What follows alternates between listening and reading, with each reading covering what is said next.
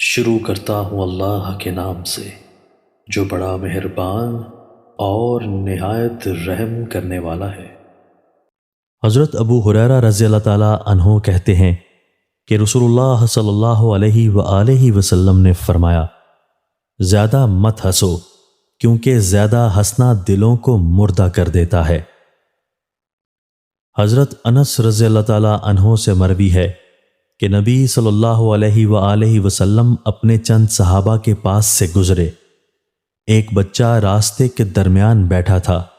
جب اس کی ماں نے جانور دیکھے تو ڈر گئی کہ کہیں اسے روند نہ ڈالیں۔ وہ بے ساختہ دوڑی اور کہنے لگی، میرا بچہ، اور اپنا بچہ اٹھا لیا۔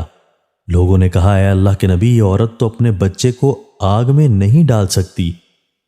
رسول اللہ صلی اللہ علیہ وآلہ وسلم نے فرمایا، نہیں، اللہ کی قسم، اللہ تعالیٰ اپنے پیارے بندے کو آگ میں نہیں ڈالے گا۔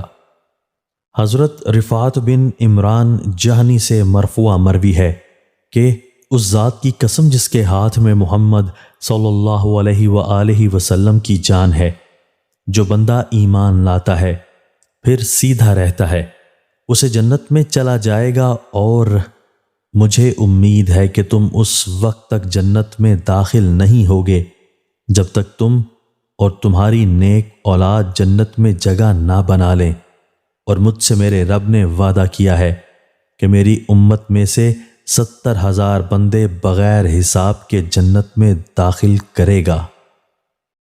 حضرت عبداللہ بن عباس رضی اللہ تعالیٰ عنہ سے روایت ہے کہ رسول اللہ صلی اللہ علیہ وآلہ وسلم نے فرمایا، قبر میں مدفون مردے کی مثال بالکل اس شخص کی سی ہے جو دریا میں ڈوب رہا ہو اور مدد کے لیے چیخو پکار کر رہا ہو۔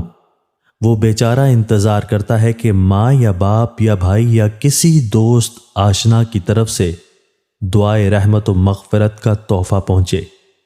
جب کسی طرف سے اس کو دعا کا تحفہ پہنچتا ہے تو وہ اس کو دنیا و مافیا سے زیادہ عزیز و محبوب ہوتا ہے، اور دنیا میں رہنے بسنے والوں کی دعاؤں کی وجہ سے قبر کے مردوں کو اتنا عظیم ثواب اللہ تعالیٰ کی طرف سے ملتا ہے جس کی مثال پہاڑوں سے دی جا سکتی ہے، اور مردوں کے لیے زندوں کا خاص ہدیہ ان کے لیے دعائے مغفرت ہے۔